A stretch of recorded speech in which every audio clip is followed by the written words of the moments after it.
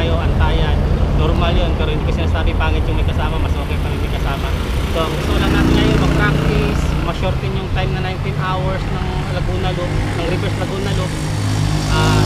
Tapos umalis tayo ng bahay guys is 3 AM ng umaga, tapos ngayon ay 3:15, so nandito na tayo.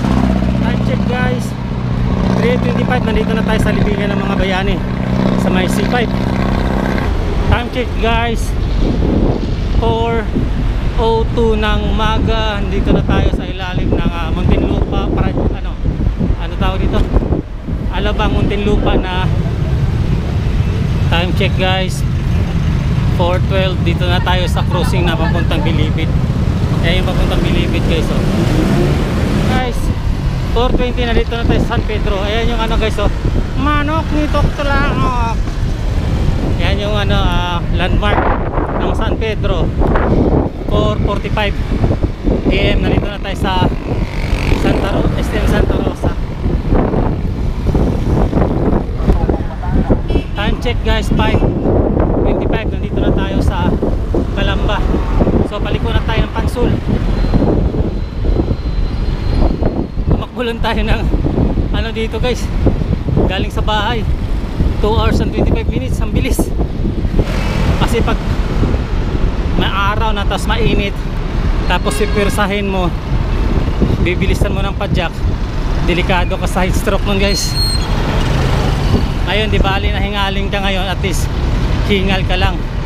Pag tag-araw na, yung hingal mo at saka yung init ng katawan mo magsama, parang sasabog puso mo nun.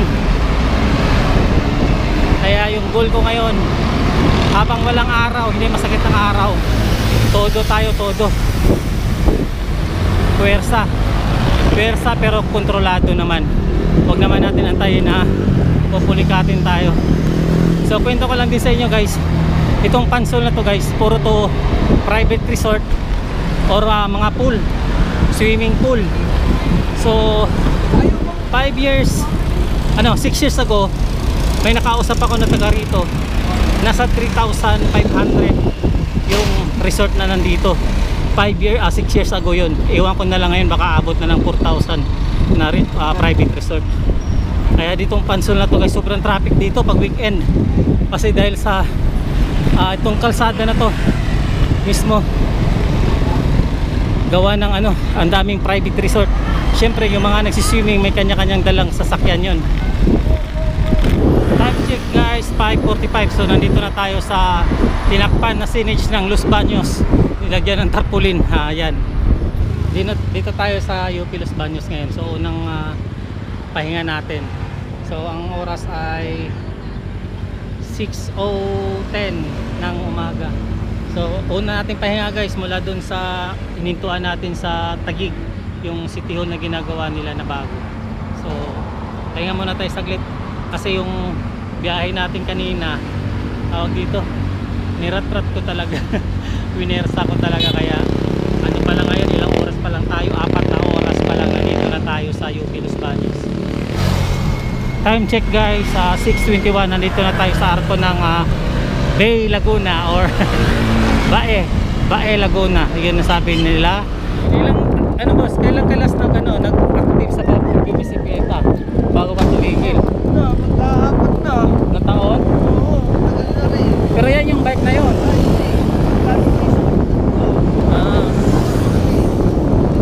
Pero mula ilang taong ka rin nagbibisikleta bago ka huminto?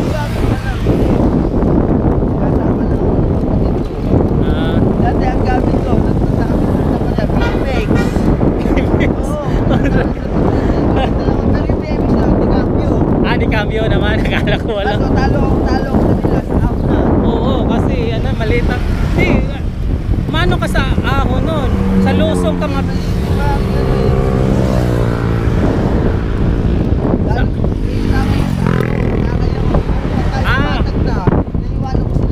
Hindi gaano maano yung niya, yung sprocket niya, hindi malaki. Yung una kong sa Antipolo, parang sasabog yung dibdib ko eh. Antipolo pa lang yun ha. Tapos pumunta kami ng windmill, ayun, masakit sakit sa dibdib. Dapat kanila po kuwangan doon, alas 5. Sinama ako ng visa ko sa mga tropa niya, lang-inom kami. Ayun. Time check guys, 6:50. Nandito na tayo sa arko ng Victoria, Laguna. Time check guys, 7:19. Nandito na tayo sa I Love Pila. Ang Pila pala guys ay tawag nila na pinagpala, bayan na pinagpala. Parang yung Pila parang short for yung word na ngayon na pinagpala. 7:30, nandito na tayo sa bayan ng Santa Cruz, Laguna. Sa 7:23 pala guys, 7:23. Time check guys, 7:44. So nandito na tayo sa Pagsanhan guys, Laguna. Ito yung arko. Hindi ko lang alam kung luma din to guys, pero sa tingin ko luma din siya. Pero hindi siya sing garbo nung isa dun sa yung pangalawang arko nila. Time check guys, 7:51. Nandito na tayo ulit sa arko ng Pagsanhan na may 3 butas. Sata mahanap natin yung si kuya na nagtitinda dito ng pandesal guys, na naka-motor, naka-tricycle, ano tawag ito? Tricycle nga. Masarap yung pandesal ni kuya eh. Pwede na yun ipapasalubong kay misis.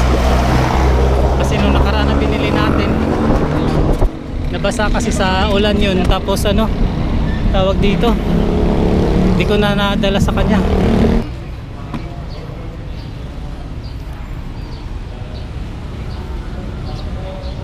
Guys, what's up guys?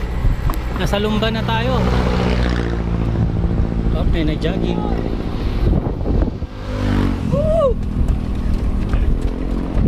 Time check 8:20. Nasa Lumban na tayo.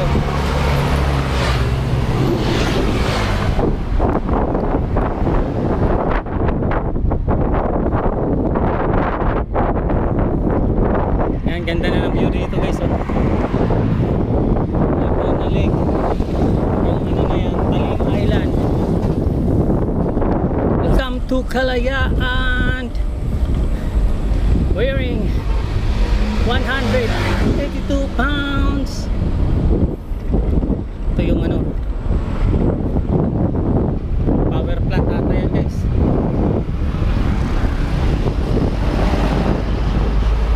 Chill lang tayo.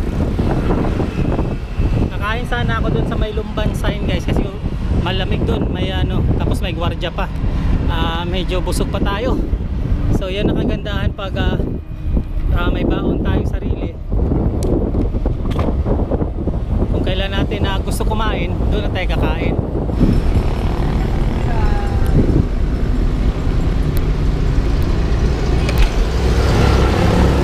Time check guys, 8:33.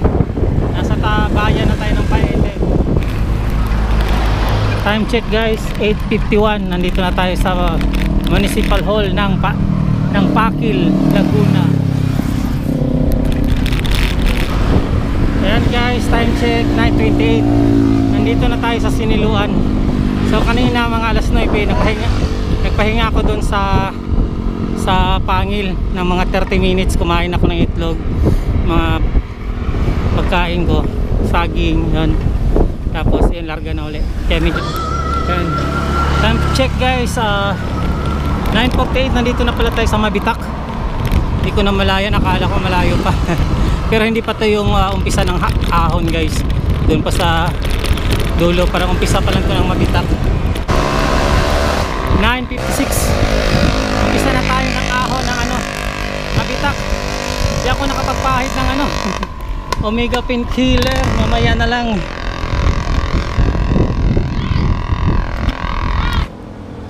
Ah. 3 minutes pa lang tayong umakyat guys. Suminto ako kasi kailangan natin maglagay ng Omega Painkiller guys, para ano, baka pupulikatin tayo. So punas muna tayo ng mahiwagang Omega. Hindi sponsor to syempre ha. Kailangan lang natin maglagay guys, kasi mga 1 oras pa yung akyata natin. Ngayon na lang papakita. Oras na. Ayan na guys. 11:18. 1 hour and 18 minutes. Ha?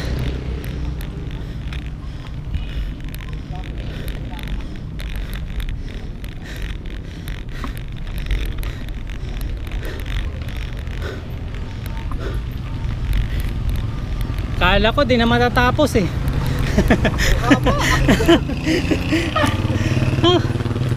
Tapos din. So ayan guys, dito na tayo sa Mabitak ano. 1 hour and 20 minutes. Mula baba. Ayan Mabitak, ay mga kasabayan ko sa ano.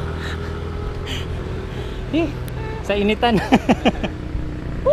Natapos din guys. Ano na lang yan, yan na lang. Malapit na ba yan? Malapit na. Win.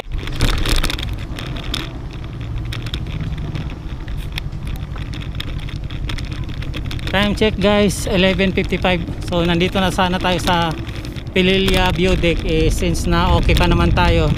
Doon na lang tayo sa Jollibee sa may baba ng Pililya tayo.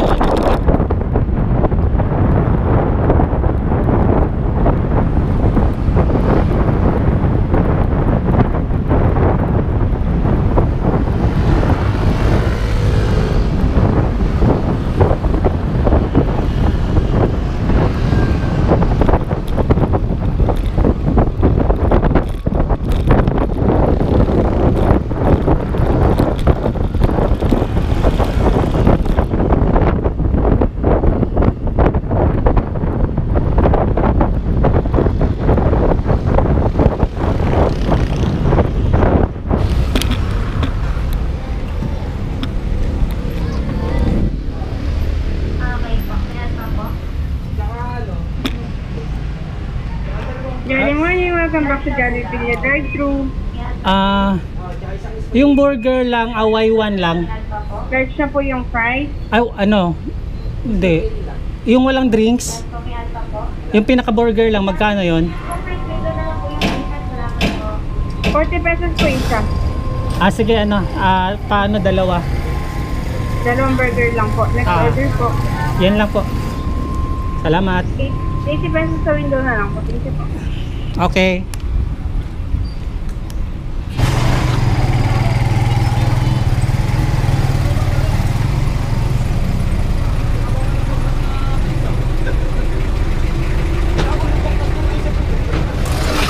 Complete orders na po. Salamat.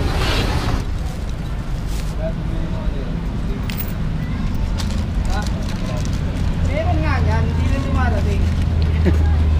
Time check guys pala. Ano ba? 12:07, nandito na tayo sa baba ng Pililya Jollibee. Kain tayo ng burger guys. 12:52, dito tayo sa simbahan ng Panay.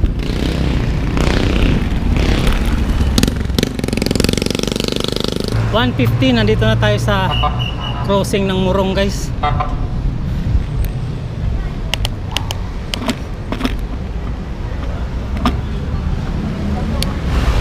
Ayan guys, nakita nyo yung ahon na yan guys. Umpisa na tayo ng ahon ng Teresa. Time check 2:06.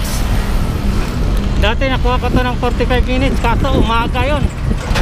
Ngayon iwan ko na lang kasi tanghali ang init pa sa. Ito yung siko na inano ko dito guys. Inangat yung manubela ko.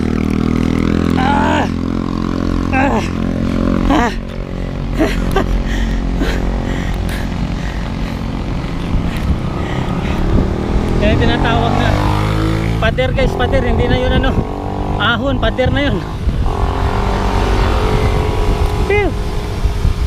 Inaangat talaga yung manubela, ano, gulong sarap. May nakausap din ako mga bikers guys, ganun din experience nila dyan. Naaangat yung ano nila, gulong sa harap. Ayun, pupuntahan natin. Dito pa tayo sa halos 1/4 pa lang tayo.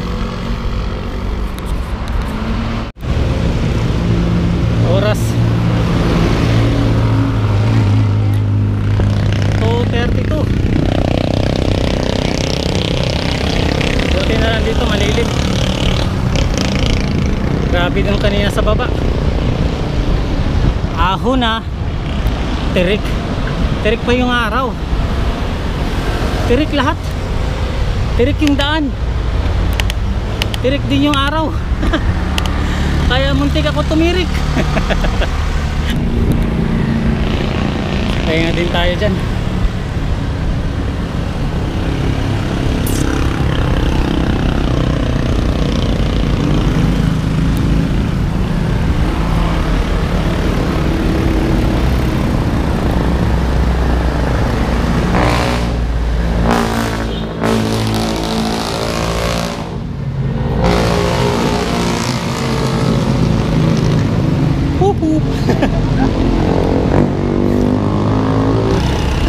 Ayan guys, time check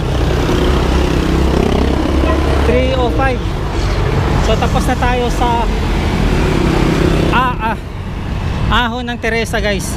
Sige. Yung abida, yan yung ano, palatandaan na tapos ka na sa ahon sa Teresa. So ito antipolo na lang, puro losong na lang to guys. At saka flat, yun na lang yun. Nakatatlong pahinga tayo guys. Dalawa pala. Yun sa umpisa, nung mag-umpisa na sana ko, may nakita akong buko juice.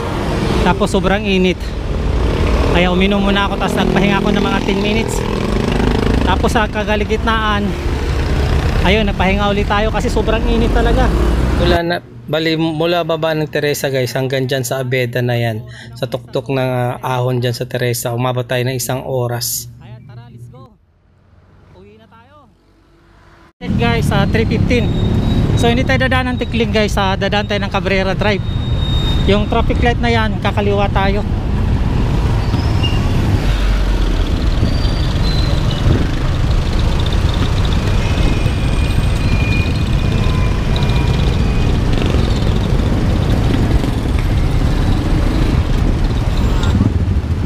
Dito Cabrera Drive, ang ano din nito guys, ang dulo din nito Tikling lang din, yung umpisa ng Tikling sa baba. After doon sa traffic light guys, dito kakanan tayo dito. Tapos yan kakaliwa tayo kasi yung kanan na yan, alam ko private yan eh.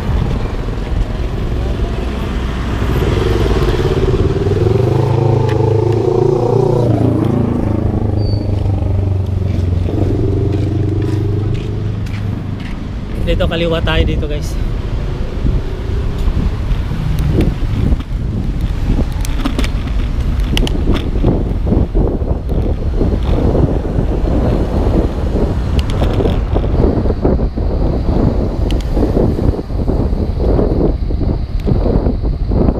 Dito may overlooking din ng ng Manila.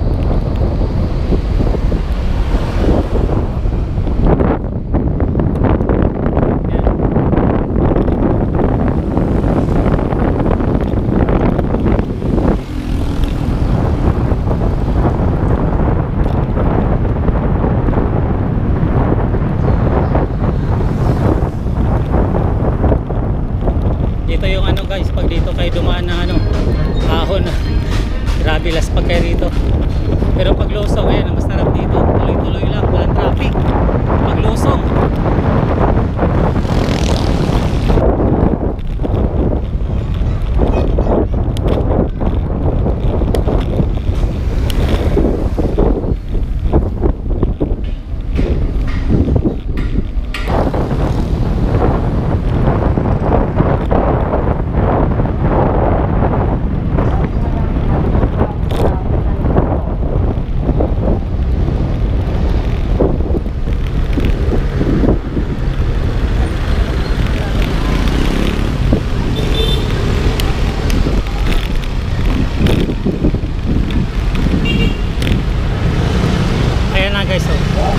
So yung Tikling nandito lang, nasa kanan yung Tikling natin.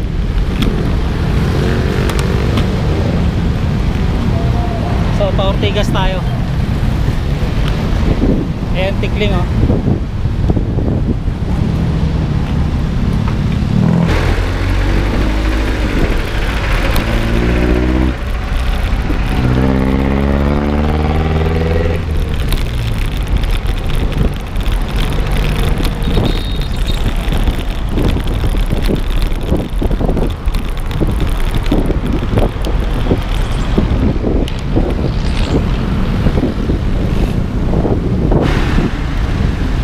Dapat guys, Santo Rosario tayo dadaan kaso traffic. Napaka-traffic niyan. Dito tayo sa ano, Rainforest dadaan Pasig.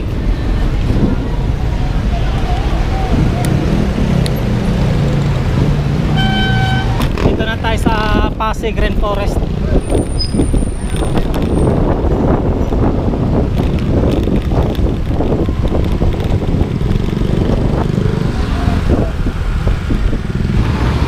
Nandito na tayo sa ayan, simbahan ng Pasig uli.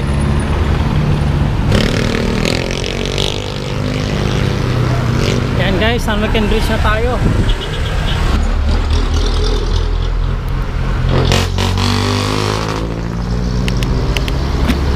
Traba, ito yung tinakbo natin na kilometrahe.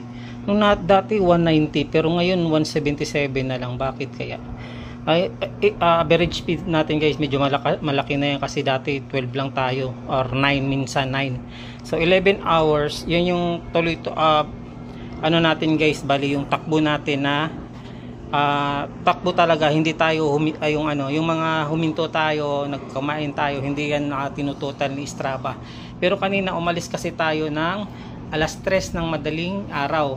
So ngayon alas 5 na. So nasa 14 hours. Actually, nasa 13 hours and a half lang yung ano natin guys, biyahe natin ngayon. Maganda siya, kung tutusin, kaya ko pa nga siya i-13 kanina. Ang problema lang, sobrang init, tapos nagpahinga na lang din ako total. Di naman tayo kailangan magmadali kasi pagdating natin ng Antipolo, maliwanag na maliwanag pa, so hindi tayo nagmamadali. So nag-relax tayo konti doon, nagpahinga tayo konti.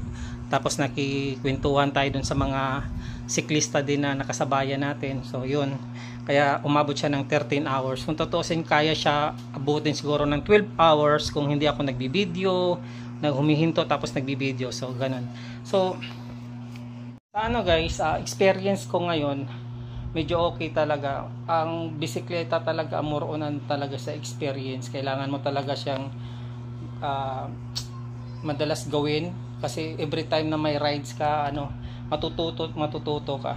So kanina nagamit ko talaga yung guys, pag pagod ako, pumapadyak ako na nakatayo. So medyo na practice ko na siya or na master ko na siya konti. Dati kasi ginagawa ko, pag masakit na yung puwet ko, humihinto ako tapos naglalakad ako para yung dugo dito sa ating bandang puwet makasirculate uli. So ang ginagawa ko, tumatayo. Pero hindi siya basta-basta guys, kasi kailangan mo siya timplahin yung gear na or yung sprocket na gagamitin mo. So kung saan ka medyo matigas, dun mo siya i-settings. Basta ita-timing mo siya Kumbaga hindi ko masasabi sa inyo na dapat ganitong settings kasi kanya-kanya naman tayo ng timbang, kanya-kanya tayo ng lakas. So hindi ko masasabi sa inyo. Kaya ang ko lang sa inyo, mag-practice lang talaga ng mag-long ride. So ang ginawa ko kasi kanina, mula dito sa Pateros hanggang doon sa Pagsanhan, talagang yun guys, rat-rat talaga yun. Talagang padyak na malakas yun. Pero kontrolado siya na alam ko na hindi ako pupulikatin. Tinatansya ko rin yung sarili ko kasi alam ko pagdating ng alas 12, alas 11, yun doon ako mag-chill, magpumadyak kasi mainit na yun guys. Mahirap sabayan yung rat-rat tapos sobrang tirik ng araw, di natin kakayanin, sobrang init, di pa tayo ganun ka solid guys, kaya hindi pa natin kaya gawin yun. Ko experience ko kanina. Ayun, doon sa sa Teresa guys, dati kasi kwento ko na lang sa inyo, yung last kong reverse Laguna Loop, naghalo talaga yung guys, luha, sipon, pawis at saka ulan. Grabe yung experience na yun guys. Kaya ngayon gusto ko siya talaga siya i-conquer na talagang na gawin talaga siya na kumbaga parang gusto kong gumante sa kanya. Kasi nung nakaraan nakukulela talaga ako nun guys. Sobra. Mali ko kasi hindi ako kumain. Isa pa yun guys, kailangan timing sa pagkain. Pag mag-reverse Laguna Loop, pagdating ng Teresa dapat full pack ka. Teresa pa lang Teresa, baba ng baba ng Pililia dun sa may Jollibee, kailangan busog ka. Kasi yung pagkain mo tutunawin pa niya. Pagdating dun sa Teresa, at least wala ka na, di ka na gutom. Pwede ka nang pumadyak, hindi na rin mabigat ang tiyan mo. Kaysa pagdating mo sa Teresa sa kakain, busog ka tapos papadyak ka ng mahirap yung padyak ng Teresa guys, medyo tarik talaga siya konti. Hindi talaga konti, tarik talaga siya tapos sobrang pagod mo na kasi nga galing ka pa ng Muntinlupa, paikot doon, ilang oras na yung padyak mo tapos aahon ka ng malupitang ahon. Talagang mahirap po talaga siya din na tansyahin. So tubig importante din, pagkain, so candy malaking tulong. Ito pag chocolate hindi maganda pala talaga sa hindi maganda sa ride ang chocolate kasi para siyang dumidikit sa lalamunan tapos kailangan mo tuloy uminom ng tubig. Para sa akin hindi siya maganda. Mas maganda guys candy, White Rabbit ang ginagamit ko. Mas maganda sana kung meron kayong guys, yung gummy bear. Sobrang sarap, maganda talaga siya sa katawan din. Mas madali siyang nguyain, hindi siya kailangan ng maraming tubig, kunting tubig lang mawawash out na yung mga residue dito sa bunganga mo tsaka dito sa lalamunan mo. So ayun, sa pagkain naman kayo na rin bahala dyan guys kung anong trip yung pagkain. Ako kasi masyado akong pihikan sa pagkain dahil sa may gallstone tayo, may kidney stone tayo, so ingat na ingat ako sa pagkain. Alam ko yung kinakain ko na hindi nakakasira ng aking tiyan, yun kaya ako nagbabaon din. Ayan, omega din. Shoutout sa omega. Malaking tulong talaga omega guys, para sa mga titos dyan. Malaking tulong ang omega sa pagbibisikleta, lalo na pag medyo pagod ka na, medyo pupunta ka ng pulikat. Ayun, maglagay ka lang, marirefresh yung legs mo. Promise, ang ganda. Tapos ayan, pala guys, hindi pa kayo nakapag-subscribe sa aking channel, please supportahan nyo naman ako para madagdagan ang ating subscriber guys. Ayan, maraming salamat sa panonood. Mundo ko Vlogs nga pala. Paalam, God bless, bye bye.